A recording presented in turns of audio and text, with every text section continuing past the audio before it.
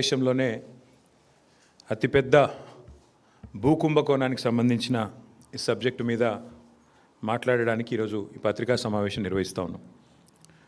నేను గతంలో పరిశ్రమల మంత్రిగా, మున్సిపల్ మంత్రిగా, పంచాయతీరాజ్ మంత్రిగా పనిచేసి ఉన్నాను.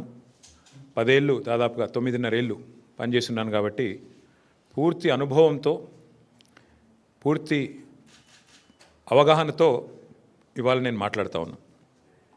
ఏం జరుగుతుంది అంటే, జనరల్గా మీకు ఒకసారి పారిశ్రామికీకరణ, భూ కేటాయింపు, వీటి అంశాల్లో, ఇట్లాంటి అంశాల్లో మీరు మీతో పాటు ప్రజలకి అవగాహన ఉండాలి కాబట్టి, కల్పించాలి కాబట్టి ముందుగా 2 విషయాలు చెప్తాను. ప్రభుత్వము అందరికీ ప్రభుత్వ రంగంలో ఉపాధి అవకాశాలు కల్పించలేదు కాబట్టి, ఉద్యోగాలు ఇవ్వలేదు కాబట్టి మన పిల్లలందరికీ. ఎందుకంటే ఎవ్రీ ఇయర్ ఇంజనీర్లు అవుతారు, ఎవ్రీ ఇయర్ కొత్త గ్రాడ్యుయేట్లు వస్తారు, ఎవ్రీ ఇయర్ పిల్లలు పాస్ అవుతూనే ఉంటారు.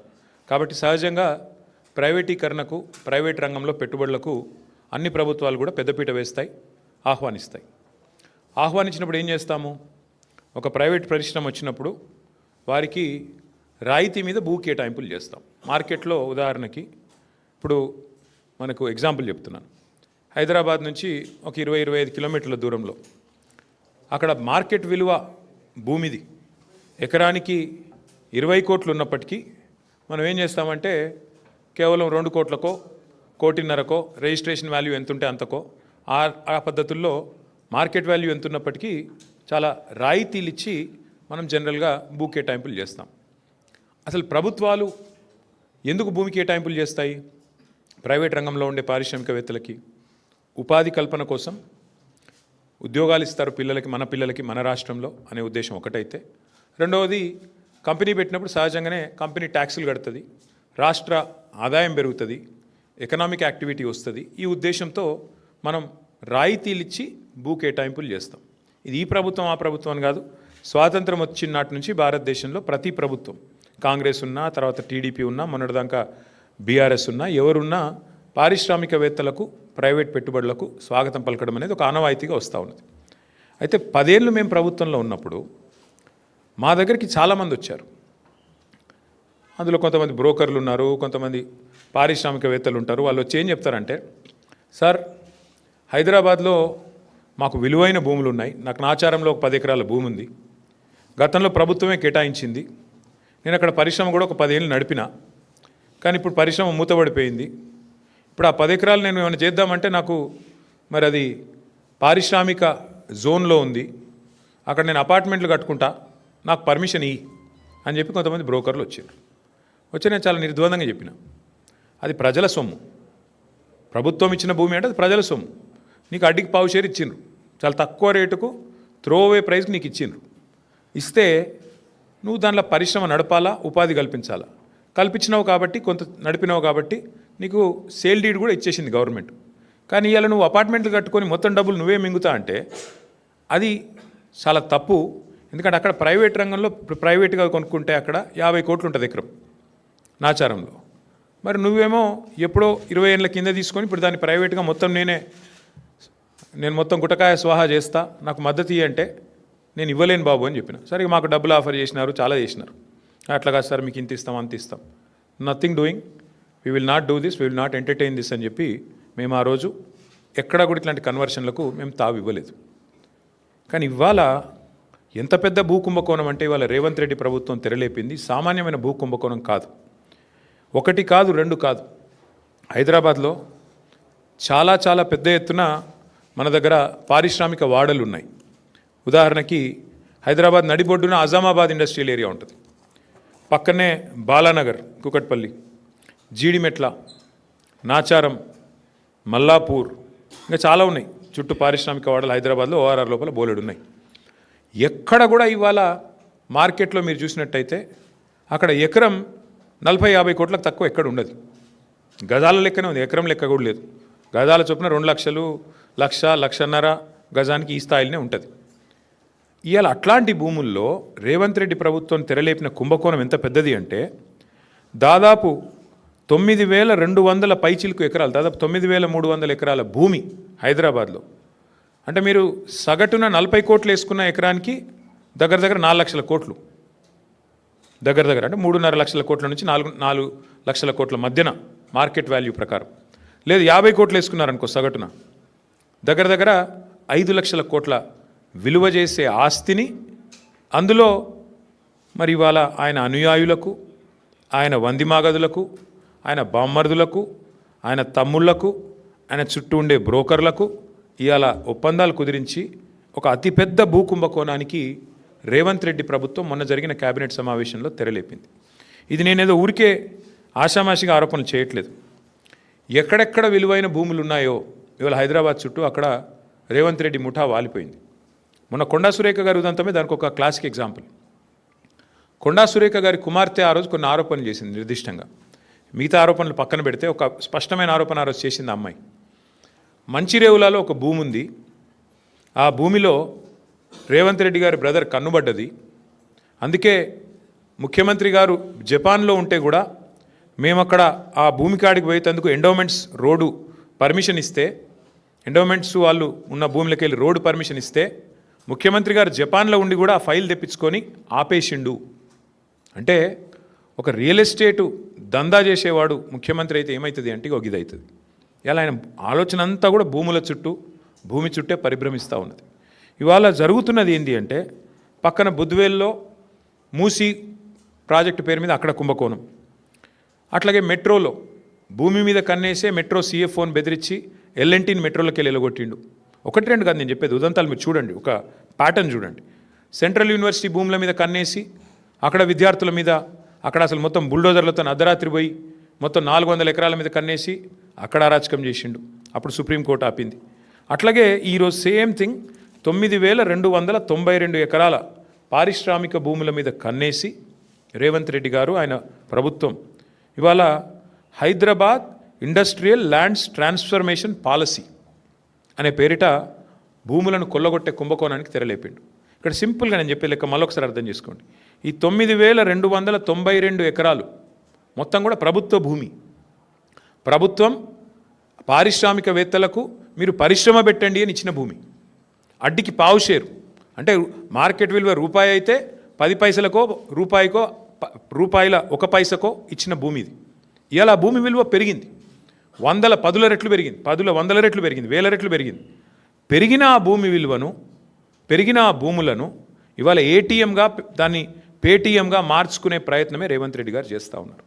అంటే 4.5 లక్షల కోట్ల విలువైన భూమిని ఇవాళ కొల్లగొట్టి దానికి వాళ్ళు పెట్టిన స్కీమ్ కూడా మీరు చూడండి, పాలసీ ఎట్లా పెట్టినో కూడా నేను చెప్తాను మీకు. అంటే ఈ స్కామ్ అర్థం కావాలంటే మీరు కొద్దిగా చరిత్రలోకి పోవాలి. 50-60 ఏళ్ళ కింది నుంచి హైదరాబాద్ చుట్టూతా MCH ఉన్నప్పుడు భూములు కేటాయిస్తూ పోయినాయి ప్రభుత్వాలు. ఇప్పుడు నేను చెప్పిన పారిశ్రామిక వాడలు మల్లాపూర్ కానీ, చెర్లపల్లి కానీ, నాచారం కానీ, జీడిమెట్ల కానీ, బాల్నగర్ కానీ, అట్లాగే ఆజామాబాద్ కానీ ఇక్కడ భూములు కేటాయింపులు చేస్తూ పోయినారు. అందులోకెళ్ళి వచ్చినాయి ఇవన్నీ కూడా, మౌలాలి, తర్వాత కుషాయిగూడ, కాటేదాన్, ఇవన్నీ కూడా అందులోకెళ్ళి వచ్చినాయి. చందులాల్ బిరాదరి చుట్టూ వచ్చిన పారిశ్రామిక వాడలు. ఇప్పుడు ఏమైంది, సిటీ పెరుగుతూ పోయింది, ఇవన్నీ సిటీ మధ్యలోకి వచ్చినాయి, భూముల విలువలు పెరిగిపోయినాయి. ఇప్పుడు పెరిగిపోయిన వాటి వల్ల ఏమైంది, చుట్టూ కాలనీలు కూడా రావడం వల్ల ప్రజలు గొడవ చేయడం స్టార్ట్ చేసినారు. మరి మా చుట్టూ కాలనీలు వచ్చినాయి, మధ్యలో కాలుష్యం ఉంది, ఇప్పుడు బాచుపల్లి వాళ్ళు కూడా గొడవ చేస్తూ ఉన్నారు కాలుష్యం వస్తుంది అని. దానికి 2013లో అప్పుడున్న కాంగ్రెస్ ప్రభుత్వం ఒక జీవో తెచ్చింది, జీవో నెంబర్ 20, కిరణ్ కుమార్ రెడ్డి గారి ప్రభుత్వం. ఏమై జీవో నెంబర్ 20 ఉద్దేశము ఏమని అంటే, మీరు ORR లోపల ఉండే కాలుష్యకారక పరిశ్రమలు, పొల్యూటింగ్ ఇండస్ట్రీస్ని బయటికి తరలించాలి అనేది ఆ జీవో సారాంశం. మా ప్రభుత్వం ఉన్నప్పుడు మేము కూడా ప్రయత్నం చేశాం. ఇన్ఫ్యాక్ట్ ఫార్మాసిటీ పెడదామనుకునే దానికి మెయిన్ కారణమే ఇది. ఫార్మా ఇండస్ట్రీ ఏదైతే జీడిమెట్లలో, అట్లాగే మల్లాపూర్లో, నాచారంలో, ఇతర ప్రాంతాల్లో ఉన్నదో వీళ్ళందరినీ కూడా అవసరమైతే ORR బయటికి ఒకటే ప్రాంతానికి తరలించి ఒకటే చోట 19,000 ఎకరాల్లో మేము ఫార్మాసిటీ పెట్టాలనుకునే దానికి మెయిన్ ఉద్దేశమే ఇది. ఎందుకంటే ఈ ప్రాంతం అంతా కూడా కాలుష్య బారిన పడకుండా, ఇంకోటి ఇబ్బంది పడకుండా. సరే, ఇవాళ దానికి ఫ్యూచర్ సిటీ అనే పేరు పెట్టి అక్కడ కూడా రియల్ ఎస్టేట్ బ్రోకర్ పనిచేస్తూ ఉన్నారు ముఖ్యమంత్రి గారు. ఇప్పుడు మేమేమంటున్నామంటే, ఇందులో చాలా భూములు, ఇప్పుడు ఆజామాబాద్ ఇండస్ట్రియల్ ఏరియా ఉంది, ఉదాహరణకు మీకు చెప్తా ఉన్నా. మేము కూడా గతంలో ప్రయత్నం చేసినాం, మేము చేయలేదని కాదు, మేమేం ప్రయత్నం చేసినాము. ఇప్పుడు ఉదాహరణకి ఆజామాబాద్లో ఆనాడు 40 ఏళ్ళ కిందట, 50 ఏళ్ళ కిందట వద్దిరాజు రవిచంద్ర గారికి గవర్నమెంట్ ఒక 5 ఎకరాలు స్థలం ఇచ్చింది అనుకోండి. ఆయనకి ఎంతకో అంతకి ఇచ్చింటాం అప్పట్లో ఉన్న గవర్నమెంట్.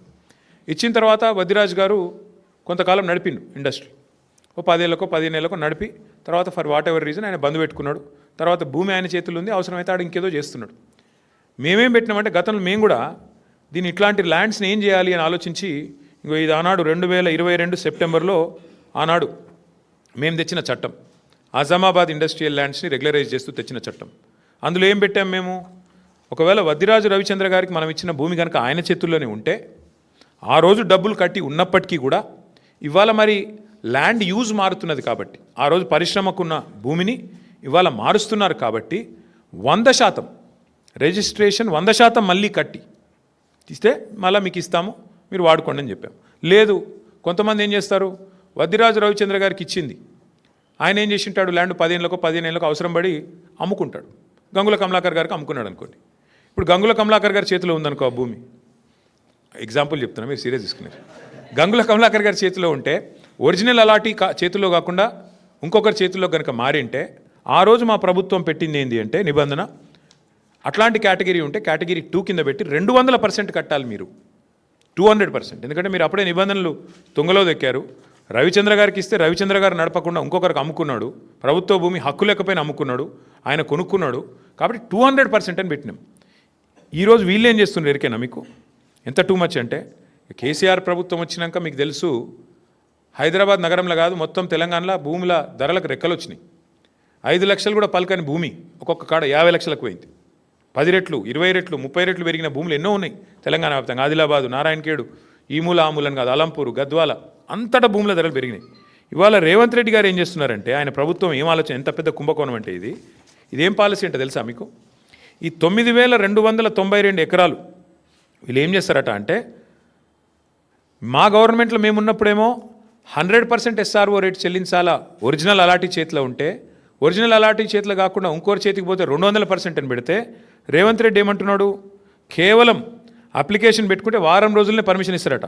ఏది, టీఎస్ ఐపాస్ లెక్క, అర్జెంటుగా డబ్బులు కావాలి కాబట్టి, అర్జెంటుగా లూట్ చేయాలి కాబట్టి వారం రోజుల్లో పర్మిషన్, మరొక వారం రోజుల్లో స్పెషల్ సిఎస్ ఆధ్వర్యంలో కమిటీ అప్రూవల్, మరొక వారం రోజుల్లో ఫీజు డిమాండ్ నోటీస్, 45 రోజుల్లో మొత్తం ప్రక్రియ పూర్తి. అన్నింటికి మించిన హైలైట్ ఏంటంటే 100% 200% నిబంధన మనం పెడితే మన కేసీఆర్ గవర్నమెంట్లో 30% కడితే చాలంట. ఎంత హైలైట్ అంటే 30% చాలంటే, ఏది 30% SRO విలువ. ఉదాహరణకి మీకు ఎగ్జాంపుల్ చెప్తాను. అజామాబాద్లో ప్రస్తుతం SRO విలువ, SRO వాల్యుయేషన్ 32,000 రూపాయలు ఉంది, కానీ అక్కడ మార్కెట్లో 150,000 ఉంటుంది. యాజ్ ఇట్ ఈస్ 5 రెట్ల తేడా ఉంటుంది. బాలానగర్లో 45,000 ఉంది, కానీ బయట మార్కెట్లో 2 లక్షలు ఉంటుంది. జీడిమెట్లలో 32,000, 12,000 నుంచి 32,000 ఉంది, మార్కెట్ వాల్యూ దగ్గర దగ్గర 1,00,000 ఉంది. నాచారంలో 2,300 రూపాయల నుంచి 37,000 దాకా ఉంది, మార్కెట్ వాల్యూ 1,00,000 ఉంది గజం. నేను చెప్పేది చెర్లపల్లిలో 10,000 ఉంది గజం SRO ప్రకారం, మార్కెట్ వాల్యూ కనీసం 75,000-80,000 ఉంటుంది. మల్లాపూర్లో కేవలం 8,400 ఉంది SRO వాల్యుయేషన్, మార్కెట్ వాల్యూ కనీసం 70,000-75,000 ఉంటుంది. ఇప్పుడు వాళ్ళు చెప్పే, రేవంత్ రెడ్డి చెప్పే లెక్క ఏంటంటే, చెర్లపల్లిలో నీకు ఇండస్ట్రీ ఉందనుకో, మార్కెట్ వాల్యూ అక్కడ 1,00,000 ఉన్నప్పటికీ SRO వాల్యూ 10,000 ఉంటే రేవంత్ రెడ్డి గారు ఏమంటున్నారు, మీరు అందులో 3,000 కడితే చాలంట, మీకు ఇచ్చేస్తాం 45 రోజుల్లో. ఇంకా హైలైట్ చెప్తాను మీకు. ఉదాహరణకి అంటే కేసీఆర్ ప్రభుత్వంలో అజామాబాద్లో మీకు ఈ ల్యాండ్ మీకు ఉంటే మీరు దాన్ని రెగ్యులరైజ్ చేసుకోవాలంటే మీరు 32,000 అక్కడ మార్కెట్ SRO వాల్యూ ఉంటే మీరు చేతులు కింద మారింటే 64,000 కట్టాలని మనం పెట్టినాం. ఇప్పుడు రేవంత్ రెడ్డి గారు ఏమంటున్నారు తెలుసా, 32,000 వాల్యూ ఉంటే SROది కేవలం 10-11,000 కడితే చాలు, మీకు ఇచ్చేస్తాం, మీరు తీసేసుకోండి. అంటే దీని వెనక ఉన్న కుంభకోణంలో ఇక్కడ మెయిన్ పాయింట్ ఏంటంటే, ఇవాళ ఒక ముఠా తిరుగుతుంది హైదరాబాద్లో. ఆ ముఠా సభ్యులు ఎవరెవరయ్యా అంటే, ఏవి రెడ్డి, కొండల్ రెడ్డి, తిరుపతి రెడ్డి, కృష్ణారెడ్డి, వీళ్ళు ఎవరో కాదు, అంతా ముఖ్యమంత్రి గారి బిజినెస్ పార్ట్నర్లు, ఆయన కుటుంబ సభ్యులు. మొత్తం అగ్రిమెంట్లు చేసి పెట్టుకున్నారు. ఇవన్నీ మొత్తం ఈ భూములన్నిటికీ అగ్రిమెంట్లు, వెనకాల MOUలు, ఒప్పందాలు అన్నీ కుదుర్చుకున్న తర్వాతనే మళ్ళీ దీని మీద RR ట్యాక్స్ ఉంటుంది.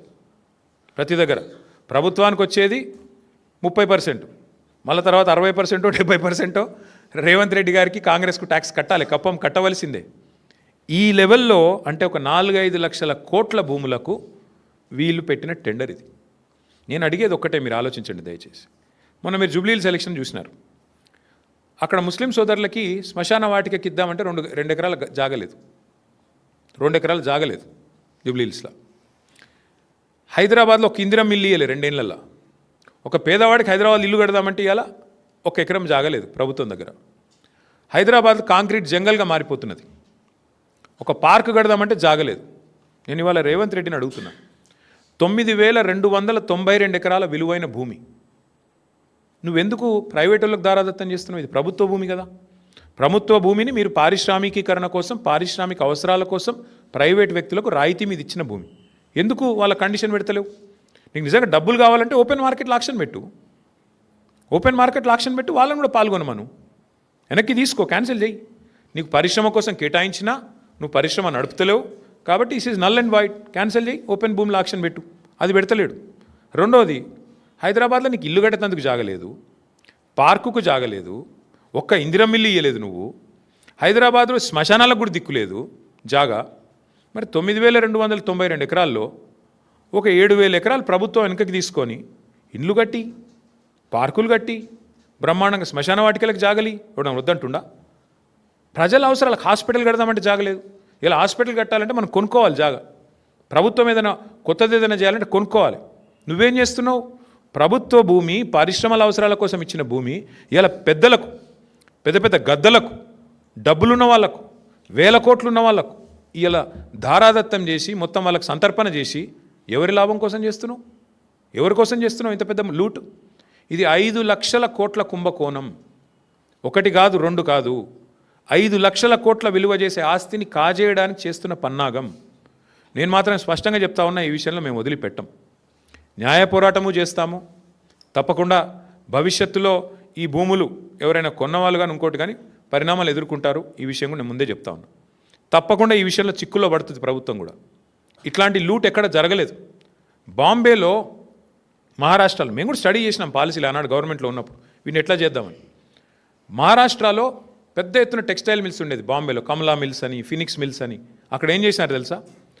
ఇట్లాగే సేమ్ థింగ్ ఊరు మధ్యలోకి వచ్చేసింది మిల్లు. ఏం చేసినారు? వాళ్ళకు ఒక ఆఫర్ ఇచ్చారు, మీరు 50% ల్యాండ్ తిరిగి ఇచ్చేయండి గవర్నమెంట్కి, 50% వాడుకోండి అని చెప్పినారు. మరి నువ్వేం చేస్తున్నావు? 9,292 ఎకరాలు నీ అత్త సొమ్ము అన్నట్టు, నీ అబ్బ సొత్తు అన్నట్టు ఇలా సంతర్పణ చేస్తున్నావు. ఎవరి సొత్తు? ఎందుకు అడుగుతలేవు? వెనకకు సగం ఇచ్చేయమని అడుగు, డిమాండ్ పెట్టు. 50% land should be given back. కట్టు, అందులో ఇందిరం ఇండ్లు కట్టు, హాస్పిటల్ కట్టు, పేదవాళ్లకు మరి బ్రహ్మాండంగా ఇల్లు కట్టి మేము వద్దంటున్నామా? శ్మశాన వాటికలకి పార్కులు కట్టు. ఇది ఏది వద్దంట. హైదరాబాద్లో ఇంచు జాగా దొరకది. చూస్తున్నాం, హైడ్రా తెల్లారు లేస్తే అరాచకం. ఏది పేదవాళ్ళ మీద 40 గజాలు 30 గజాలు పోయి కులగొడతా ఉంటారు. మరి 9,292 ఎకరాలు నీ అబ్బ సొత్తా, ఏ సొత్తా? ఎట్లిస్తావు నువ్వు ప్రభుత్వ సొత్తును? ఇష్టం వచ్చినట్టు ఎవడికి పడితే వాడికి. ఈ విషయంలో వదిలిపెట్టం, ఊరుకోము. ఇది పెద్ద లూటు. ఇంతకు మించిన దోపిడీ బహుశా భారతదేశంలో ఎక్కడ జరగలేదు. ప్రభుత్వం డైరెక్ట్గా క్యాబినెట్లో పెట్టి ఇవాళ దోచుకునే ప్రయత్నం చేస్తూ ఉంది. మేమేమో 15 రోజుల్లో అనుమతులు పరిశ్రమలకు అందించినాం. నువ్వేం చేస్తున్నావు? 15 రోజుల్లో భూములు అమ్ముకోవడానికి, 15 రోజుల్లో ఇష్టం వచ్చిన వాడికి ఇష్టం వచ్చినట్టు అగ్రిమెంట్లు చేసుకోవడానికి, తెర వెనుక బాగోతాలు చేసుకోవడానికి, సెటిల్మెంట్లు చేసుకోవడానికి. నేను చెప్పట్లేదు కదా, మీ మంత్రి గారు కుమార్తె చెప్తోంది భూముల గురించి ఎట్లా దందాలు జరుగుతున్నాయి, ఎట్లా గొడవలు జరుగుతున్నాయి, ముఖ్యమంత్రుల అనుయాయులు తుపాకులు పెట్టి ఎట్లా బెదిరిస్తున్నారు, ఇవన్నీ కూడా జరుగుతూ ఉన్నాయి. ఖచ్చితంగా దీన్ని విత్డ్రా చేసుకోవాలి ప్రభుత్వం, లేకపోతే మాత్రం మేము ఊరుకోము. ముమ్మాటికి కొట్లాడతాం, న్యాయ పోరాటం చేస్తాం, ప్రజల్లో కూడా ఈ అంశాన్ని పెద్ద ఎత్తున తీసుకొని పోతాం. ఇంకొక మాట కూడా నేను చెప్తా ఉన్నా, పారిశ్రామికవేత్తలు ఎవరైతే ఈ భూములు పొందారో మీరు కూడా గుర్తుపెట్టుకోండి. తప్పకుండా ప్రతిరోజు ఒక రోజులాగా ఉండదు. భవిష్యత్తులో వచ్చే ప్రభుత్వాలు డెఫినెట్గా మా ప్రభుత్వమే వస్తుంది. తప్పకుండా మీరు ఇప్పుడు ఈ విషయంలో అనవసరంగా రేవంత్ రెడ్డి కుట్రలో పడితే, ట్రాప్లో పడితే మీరు కూడా ఇబ్బందులు పాలవుతారు, ముందే చెప్తా ఉన్నాం. ఎందుకంటే ఇవాళ ఆయన సెటిల్మెంట్ల కోసం, ఆయన పైసల కోసం ఆయన దిక్కుమాలిన దందాలు చేస్తుండొచ్చు. మీరు ఈ ట్రాప్లో పడకండి. న్యాయంగా చేద్దాం. చేసేది ఉంటే 100% 200% కట్టాలా, లేదా వాపస్ 50% ప్రజలకు ఇవ్వాలా? మీకు ఇచ్చిందే. ఇప్పుడు సింపుల్ లెక్క, నేను మా సుదర్శన్ రెడ్డి గారికి ల్యాండ్ కేటాయించానండి. ఉదాహరణకు చెప్తాను, ఇంకొకటి మీకు అర్థమవుతుంది సులువైన భాషలో చెప్తున్నాను. సుదర్శన్ రెడ్డి వస్తాడు నా దగ్గరికి, అన్న నాకు హైదరాబాద్లో నువ్వు ప్రభుత్వంలో ఉన్నావు కదా, 1 ఎకరం కేటాయించు భూమి అంటాడు. ఉత్తగానే కేటాయిస్తారా? ఇయ్యం కదా. దేనికి అని అడుగుతాం. దేనికి ఇవ్వాలి నీకు భూమి? లేదన్నా నేను అపార్ట్మెంట్ కట్టుకుంటా, నాకు బయట కొంటే 50 కోట్లు అవుతుంది, నాకు 10 కోట్లకి అంటే ఇస్తామా? ఇవ్వలేము. అదే సుదర్శన్ రెడ్డి అన్న నేను ఇండస్ట్రీ పెడతా నాకు 1 ఎకరం ఇయ్యంటే ఇస్తాం. ఎందుకు? పరిశ్రమ పెడితే ఉపాధి వస్తుందని ఇస్తాం. కానీ సుదర్శన్ రెడ్డి 10 ఎకరం భూమి తీసుకొని ఇచ్చిన ఉద్దేశం నెరవేరకుండా అసలు ఇచ్చిన పని పక్కకు పెట్టేసి నేను అపార్ట్మెంట్లు కట్టేసిండు అనుకో తెల్లారు ఏం చేయాలి నేను ప్రభుత్వంగా? ఖచ్చితంగా వెంటనే స్వాధీనం చేసుకోవాలి. నేను అడిగేది అది. ఇది ప్రజల సొత్తు, ఇది ప్రజల భూమి. అడ్డికి పావు షేర్ ఇవాళ పారిశ్రామికవేత్తలకు ఇచ్చి వాళ్ళు మొత్తం వాళ్ళ తరతరాలు వాళ్ళ కుటుంబ సభ్యులు వాళ్ళ మునిమన్మన్లు దోచుకతినే నీకు ప్రభుత్వ భూమి ఇచ్చేది. ఎట్టి పరిస్థితులు ఒప్పుకోమిది. ఇది మా ప్రభుత్వంలో 9.5 ఏళ్ళలో మేము ఎక్కడ ఇయ్యలేదు. చాలామంది వచ్చినారు బ్రోకర్లు మా దగ్గరికి కూడా, కానీ మేము చేయలేదు ఇట్లాంటి గలీజ్ పని. ఎందుకంటే ఇది ప్రజల సొత్తు. వస్తే కూడా నేను చెప్పాను, అందులో మా నాయకులు కూడా వచ్చారు, అది కూడా చెప్తున్నాను నేను. అన్న ఇది చేయండి అని. నో నథింగ్ డూయింగ్, మేము చేయమని చెప్పాం. దాంతో కట్టుబాటుతో మేము పనిచేసినాం. ఇలా 100% ఈ విషయంలో నేను చెప్తా ఉన్నా, ఈ ప్రభుత్వం దిగిపోయినాక కూడా ముమ్మాటికి దీని మీద ఎంక్వైరీలు జరుగుతాయి, దీనిలో బాధ్యులను పట్టుకోవడం జరుగుతుంది. ఇందులో అనవసరంగా ఎవరన్నా పోతే మాత్రం చాలా ఇబ్బంది పడతారు. మళ్ళీ చెప్తున్నా, SRO వాల్యూస్ ఎక్కడున్నాయి, మార్కెట్ వాల్యూస్ ఎక్కడున్నాయండి? SRO వాల్యూకి మార్కెట్ వాల్యూకి పొంతన ఉందా? కనీసం 30,000 SRO వాల్యూ ఉంటే 2 లక్షలు మార్కెట్ వాల్యూ ఉంది. నువ్వు ఆ 30,000లో 10,000 కడితే 2 లక్షల వాల్యూ ఉన్నా ఇచ్చేస్తా అంటున్నావు భూమిని. ఇది ఎక్కడి న్యాయం? ఇది ఎక్కడి లూటు? 100% 5 లక్షల కోట్ల ఈ భూమిలో ఖచ్చితంగా రేవంత్ రెడ్డి గారు 40-50 వేల కోట్లన్నా వెనకేసుకోవాలనేది ఆయన ఆలోచన. దీన్ని అందుకే సాగనివ్వం. ప్రధాన ప్రతిపక్ష పార్టీగా మేము ఈ అంశాన్ని లేవనెత్తుతా ఉన్నాం. బీజేపీకి గనక చిత్తశుద్ధి ఉంటే, భారతీయ జనతా పార్టీ ప్రభుత్వానికి గనక చిత్తశుద్ధి ఉంటే వారు కూడా ఈ విషయంలో జోక్యం చేసుకోవాలి. ఖచ్చితంగా ఇందులో కొన్ని సంస్థలు అందులో బీజేపీ వాళ్ళు కూడా ఉన్నారు, కొన్ని సంస్థల యజమానులు. కాబట్టి నేను చెప్తున్నా, వాళ్ళకి చిత్తశుద్ధి ఉంటే, నిజంగా మీ పాత్ర ఇందులో లేకపోతే, మీరు వారు ఒకటి కాకపోతే మీరు కూడా వెంటనే స్పందించాలని చెప్పి నేను డిమాండ్ చేస్తా ఉన్నాను. ముందుకు రావాలని చెప్పి డిమాండ్ చేస్తూ, ఈ పాలసీ పూర్తిగా భూ కుంభకోణం, భారతదేశంలోని అతిపెద్ద భూ కుంభకోణానికి వారు తెరలేపారు. ఇది ఖచ్చితంగా దీన్ని అడ్డుకోవాలని చెప్పి ప్రజలు కూడా దీని విషయంలో అప్రమత్తంగా ఉండాలి అని చెప్పి మళ్ళొకసారి మీకు విజ్ఞప్తి చేస్తూ మీ అందరికీ కూడా ధన్యవాదాలు. ప్రభుత్వాన్ని మేము చెప్పేది ఏమంటే, మీరిగిన ల్యాండ్స్ ఫస్ట్ పాయింట్, మీరు ఇది పేదల భూములు, ప్రజల భూములు అయితే 50% వెనక్కి తీసుకోండి, లేదా 100% వెనక్కి తీసుకోండి. అదొక ఆప్షన్ నెంబర్ 1. ఎందుకంటే భూములు ఇచ్చేది పారిశ్రామికీకరణ కోసం. ఆ ఉద్దేశం ఒకవేళ నెరవేరకపోతే ప్రభుత్వం తిరిగి స్వాధీనం చేసుకోవచ్చు. నెంబర్ 1. ఆ భూముల్లో స్వాధీనం చేసుకున్న భూముల్లో ఇండ్లు కట్టండి, స్వాధీనం చేసుకున్న భూముల్లో పార్కులు కట్టండి, ప్రజలకు ఉపయోగపడే అవసరం ఉండే పనులు చేయండి, ప్రజా ఉపయోగకరమైన పనులు చేయండి. నెంబర్ 1. లేదా ఆదాయమే మీ ప్రాధాన్యత అయితే మీరు తప్పకుండా మార్కెట్లో ఆక్షన్ చేయండి, స్వాధీనం చేసుకోండి. నేను ఇంకొక చిన్న మాట అడుగుతాను, మీరు ఒకసారి ఇది అర్థం చేసుకుంటే మీకు తెలుస్తుంది.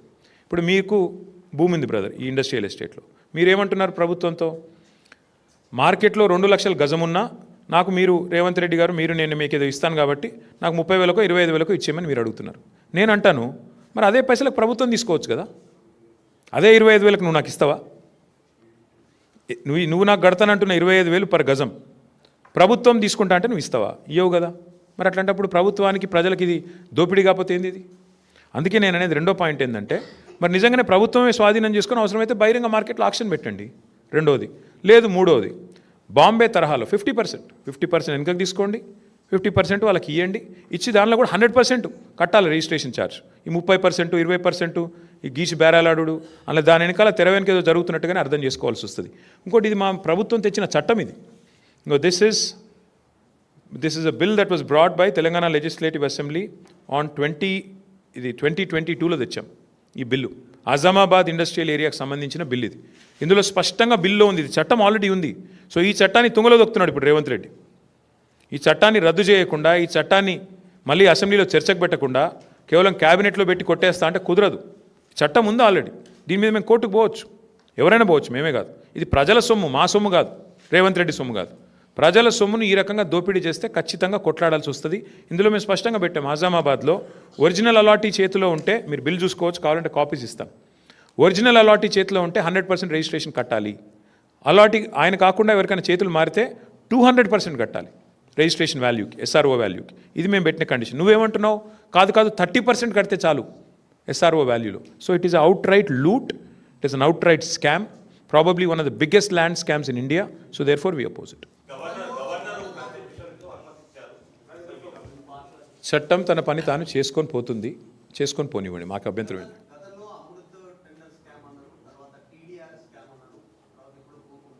ఇదేది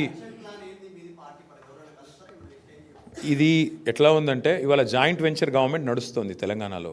కాంగ్రెస్ బీజేపీ కలిసి ప్రభుత్వాన్ని నడుపుతున్నాయి. మేము అమృత్ స్కామ్లో ముఖ్యమంత్రి గారి బావమరిదికి కేంద్ర ప్రభుత్వం వర్క్ ఇచ్చింది. ఆయనకు అర్హత లేకపోయినా, ఫైనాన్షియల్ కేపబిలిటీ లేకపోయినా ఇవాళ 2 crore టర్నోవర్ ఉన్న కంపెనీకి 1137 crore టెండర్ ఇచ్చారు. మరి కేంద్ర ప్రభుత్వం, రాష్ట్ర ప్రభుత్వం, కాంగ్రెస్ బీజేపీ ఎంత లోతుగా సంబంధం ఉందో దాన్ని బట్టే చెప్పొచ్చు. వెంటనే ఒక బీజేపీ ఎంపీకి ఇక్కడ ముఖ్యమంత్రి గారు 1350 కోట్ల వరకు ఇక్కడ స్టేట్ గవర్నమెంట్ ఇచ్చింది. అంటే ఎంత లోతైన జాయింట్ వెంచర్ అయితే దాన్ని బట్టి చెప్పొచ్చు. సో అమృత్ అట్లా. టీడీఆర్ మీరు చూస్తున్నారు, టీడీఆర్ కూడా మొత్తం ఇవాళ ఎక్కడ పోతారు, వాళ్ళు ఎక్కడ పోతారు, మేము ఎక్కడ పోతాం.